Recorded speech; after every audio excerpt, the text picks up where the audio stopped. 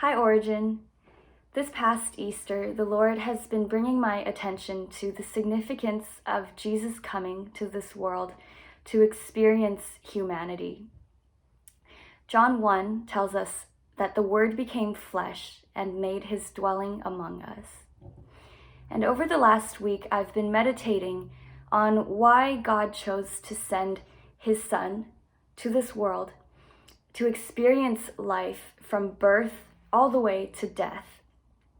He could have just sent a supernatural light from above to rescue all of us, and that could have been the end of it. But instead, God chose to send his one and only Son to be a newborn baby and to walk through life as a human being and eventually die on the cross for us. And before I go on to explain some of the things that God is teaching me, I want to read a couple of verses from Hebrews for you. So I'm going to start at Hebrews 2, verses 14 through 18. Since the children have flesh and blood, he too shared in their humanity, so that by his death he might break the power of him who holds the power of death, that is, the devil, and free those who all their lives were held in slavery by their fear of death. For surely it is not angels he helps, but Abraham's descendants. For this reason he had to be made like them, fully human in every way, in order that he might become a merciful and faithful high priest in service to God, and that he might make atonement for the sins of the people. Because he himself suffered when he was tempted, he is able to help those who are being tempted. And I'm going to skip ahead to Hebrews 4, verse 16, just to finish off my reading. It says here in verse 16, "Let us then approach God's throne of grace with confidence, so that we may receive mercy and find grace to help us in our time of need."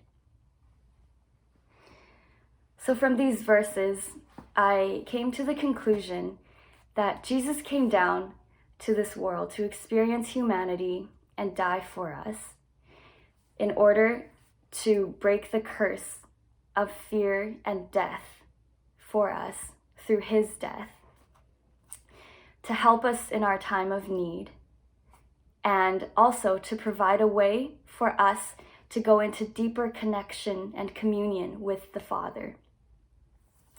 When I first moved to Vancouver from Taiwan, I remember in my very first year here especially, whenever I would go out and meet someone who was also from Taiwan, I'd be filled with excitement and we would start talking about our experiences back in Taiwan.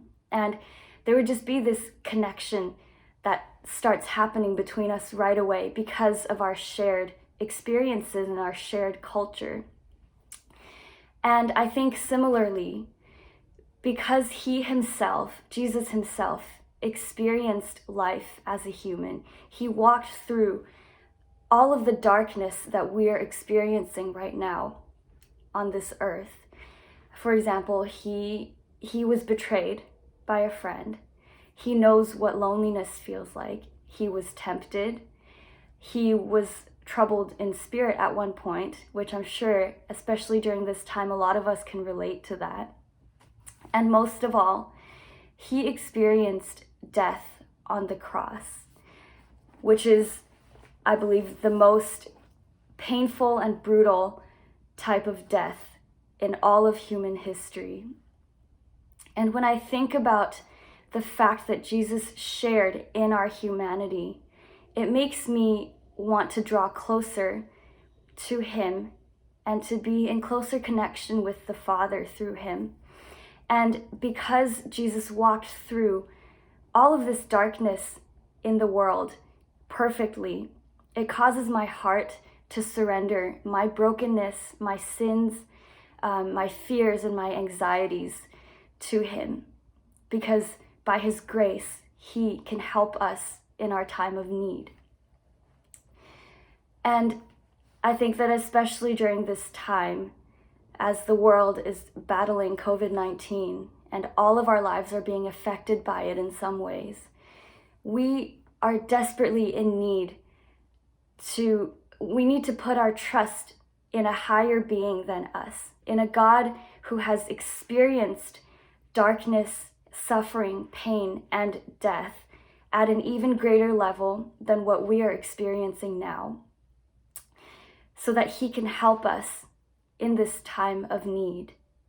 And more than that, he didn't only suffer through it, but he overcame all of this darkness.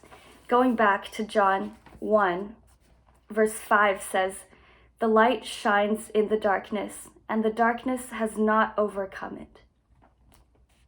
Jesus' death and resurrection is the perfect example of this darkness not being able to overcome his light. And I think the great news is that when we received Jesus into our lives, we received his Spirit, and we also received the right to become children of God. And in Ephesians, we are commanded to live as children of light and walk in his righteousness and in his truth. And I think that when we are walking in his light, the darkness that we are surrounded by right now in this world cannot overcome us. And that's not to say that things are going to be easier for us because we trust in Jesus. We're still going to be going through lots of challenges and hardships. But the Bible promises us that we have this hope as an anchor for the soul. And I think that because we put our trust in him, Jesus promises us his presence, his faithfulness, and he will guide us and walk us through all of this pain and everything that we are going through right now. And that just gives so much encouragement to my heart, and I'm able to find myself at a place of rest in God because of these truths that he has revealed to us. And so I hope that you've also been encouraged by this, and that you are led to surrender your heart and the things that maybe are causing you to feel burdened and weary in this moment, and so to just surrender all of that to the Father, and that you will be able to find rest in him.